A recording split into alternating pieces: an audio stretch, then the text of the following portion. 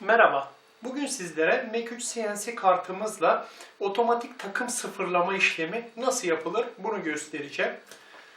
Şu görmüş olduğunuz görseldeki gibi bir işlem, belki ismini yanlış söylemiş olabilirim. Kullanılan daha doğru bir isim varsa açıklamalar kısmına lütfen yazın. Bu işlemin programda ayarları nasıl yapılır bunu göreceğiz. Ben bu iş için şöyle bir ince pili aldım. Buna bir kablo lehimledim. Bir de şimdilik CNC'miz daha hazır olmadığı için şöyle bir takım aldım. Buna bir krokodil bağladım. Bu krokodille böyle şu şekilde bir görsel oluşturacağım. Kendi elimle sıfırlamayı yapacağım. Şimdi öncelikle bunun için bir çizim çizeyim. Kağıt üzerinde şemayı çizelim. Daha sonrasında da bağlantılarımızı yapıp denemelere geçeceğiz. Yine buraya bir kart çizelim.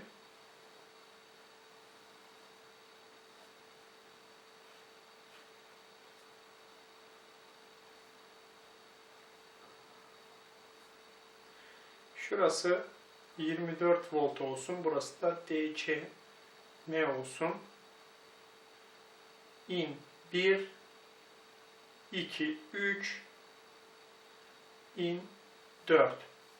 Biz in 4'ü kullanacağız. Diğerlerine farklı görevler verdim. Tekrar programı değiştirmek istemiyorum. In 4'ü kullanacağız. Öncelikle beslemeyi bağlayalım. Buradaki Clemens'teki giriş ya da çıkışları kullanabilmemiz için mutlaka 24 volt yazan yere ya 12 volt vereceğiz ya da 24. Ben 12 volt kullanıyorum. Şu kısmına da eksi, yani GND'yi, güç kaynağımızın GND'sini bağlayacağız. Biliyorsunuz girişleri aktif edebilmemiz için ilgili girişi şaseyle kısa devre etmemiz gerekiyordu. Şöyle bir çizim yapayım. Bu bizim şu görmüş olduğunuz pilimiz, touch plate. Buna bağlamış olduğumuz kabloyu ben 4 numaraya, şuraya 4 numaraya bağlantısını sağlayacağım. Daha sonrasında da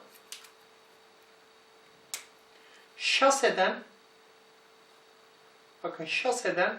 bir kablo alıp, o kabloda şu olacak, takıma bağlamış olduğum krokodilin şu boşta kalan ucu şaseye şuraya bağlanacak. Şöyle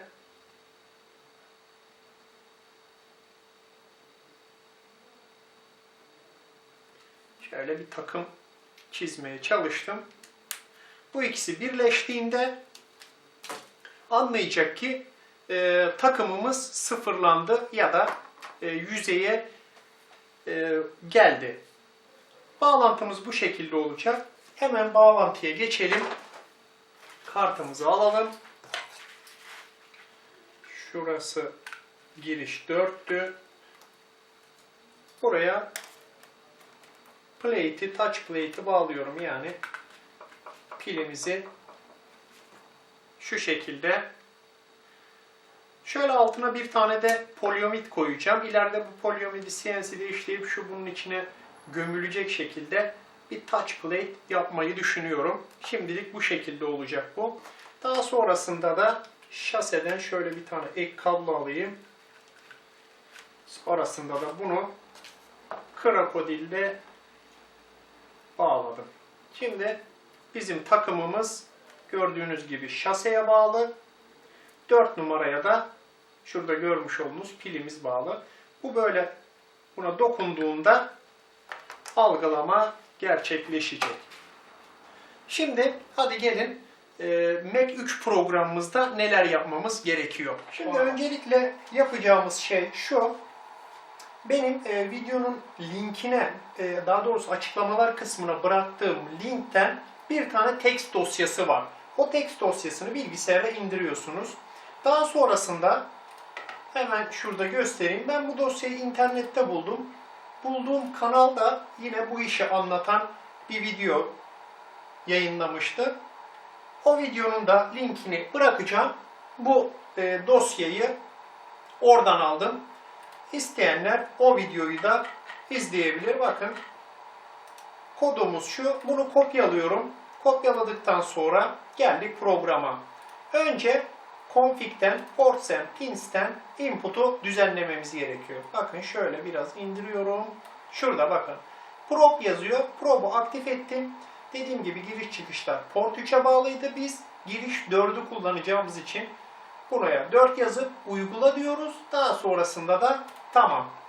Bunu dedikten sonra hemen şunu yapıyoruz. Operator'a geldik. Edit buton scripts diyoruz. Edit buton scripts'ten sonra bakın auto to zero diyor. Yani otomatik takım sıfırlama. Muhtemelen bu işin ismi budur. Yanıp sönmeye başlıyor. Bundan sonra buna tıkladığımızda ben daha öncesinde buraya az önce kopyaladığım programı yapıştırmıştım. Normalde bu böyle bomboş açılırsa. Şurada bir mesaj yazar. Tek satırlık bir cümle. Onu sileceksiniz. Şurada yazanı. Şurada şöyle bir cümle yazacak. Mesaj bilmem ne. Bunu siliyorsunuz. Sonrasında da yerine az önce kopyaladığımızı yapıştırdık.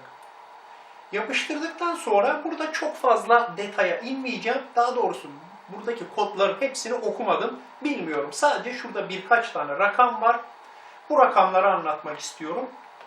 Öncelikle kullanacağımız touch plate yani şu mekanizma. Şu mekanizmanın kalınlığını şuraya yazacağız. 3 tane farklı seçenek sunuyor bize şunlar. 3 tane bu touch plate 1, 2, 3. 3 tane farklı touch plate kullanabilirsiniz. Bizim kullanacağımız 20 mm. Şuraya bu 20.066 yazmış. 20 yazdım. Şunun kalınlığı 20. Şu kısmının mekanizmanın kalınlığı 20. Buraya 20 yazdım. Daha sonrasında bir de şurada 1.27 yazıyor. Bu ise buradaki üst mekanizmaya yani şu yüzeye dokunduğunda ne kadar geriye takımı kaldıracağı. Mesela ben 2 mm yazdım. Herhalde 2 mm kaldırdığında rahat bir şekilde bunu altından çekebiliriz. Ya da bunu 5 yapabiliriz. 5 mm yani bu buraya dokunduktan sonra 5 mm yukarıya kalkacak. 5 mm yaptım. File diyorum. Save diyorum. Ve burası tamamlanmış oluyor. Bakın burada milimetre ile ilgili ölçüler var. Burada aynı şekilde inç ile ilgili. İnçe dokunmuyorum. Çünkü bizim programımız milimetreye göre ayarlanmış Mac3'ümüz. Ben milimetre kullanıyorum. Kaydettikten sonra olay tamam. Reset'e basıyorum. Reset'e bastıktan sonra artık reset modundan çıktı programımız. Şimdi şöyle bir göstermeye çalışacağım. Şurada olduğunu varsayalım. Bir şey daha göstereyim arkadaşlar. Hemen tekrardan Operator'a geldim. Scripts'e girdim. Daha doğrusu bu Scripts'te bakın şurada bu Scripts'te herhangi bir düzenleme yapacak ise bu önemli. Önce Edit buton Scripts'e tıklıyoruz. Tekrar burası yanıp sönmeye başlıyor. Bu şekilde giriyoruz buraya. Şöyle de girebilirsiniz. Hayır dedim bakın. Operator VB Script Editor diyor. Buna tıklayıp burası açılıyor. Fakat burada yaptığınız düzenlemeleri kaydetseniz bile aktif olmuyor. Onun için buradan girmiyoruz.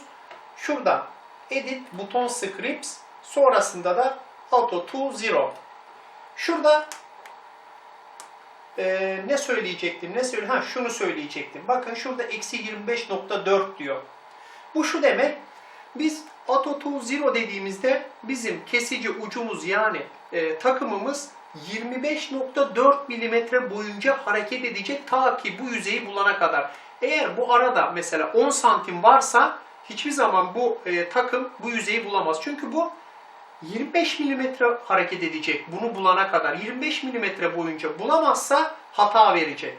Dolayısıyla bu şöyle bunun yaklaşık olarak 2,5 santim üzerinden ya da 1-2 santim üzerinden başlatırsanız daha iyi olur. Ya da buradaki eksi 25'i eksi 50 yapabilirsiniz. Mesela ben eksi 40 yapayım. 4 santim boyunca bunu arayacak. Bulamazsa hata verecek. Muhtemelen 4 santim boyunca bulur. Çünkü Tezgahın üzerine mengene koyarsınız, parçanız kalın olur vesaire. Bu aradaki mesafe kapanır diye düşünüyorum. Eğer sizin z ekseninizin mesafesi yüksekse bu eksi 40'a eksi 60, 70 yapabilirsiniz. İşlem uzamasın diye ben şimdilik eksi 40 yaptım. Hemen save demeyi unutmuyorsunuz. Kaydediyoruz, kapattım. Sonrasında AutoTool Zero'ya bastım. Bakın bize 3 tane ne demiştim? Şuradaki mekanizma 3 farklı seçenek olabilir. Orada az önce göstermiştim. Biz 20 mm yapmıştık. Şunun kalınlığı 20 olduğunu düşündük. 20 yaptık. Sizin bu mekanizmanız ne kadar kalınsa oraya o rakamı yazacaksınız. 20 mm. Şimdi OK dediğimde şuradaki Z'ye bakın. OK demeden önce şöyle yapayım. Z'yi sıfırladım. Bütün eksenlerim sıfırlandı. AutoTool Zero dedim. Şimdi hemen bunu aldım. Şurada olduğunu düşün. OK dediğimde Z aşağı doğru inmeye başlayacak. OK dedim, bakın Z eksiye doğru hareket ediyor. Bu 40 mm boyunca hareket edecek. Buraya dokunmazsa 40 mm boyunca hata mesajı verir. Şimdi ben de yavaş yavaş indiriyorum. Bakın dokunduğumda orası sıfırlanacak. Dokundum, sıfırlandı. Hemen bunu 5 mm kaldırdım. Bakın 5 mm kaldırdıktan sonra birden 25 yaptı rakamı. Bu ne için? Şunun kalınlığına 20 demiştik ya. Bunu 5 mm kaldırıyor. Kaldırdığı 5 mm'nin üzerine de bunun kalınlığını hemen ekliyor. Dolayısıyla şimdi burası 25 mm oldu. Ben buradan Go to Zero dediğimde bu 25 mm boyunca aşağı inecek. Bakın yavaş yavaş iniyor. Az önce çünkü 20 mm'yi birden eklemişti 5 mm'ye. 25 yapmıştı çok hızlı bir şekilde.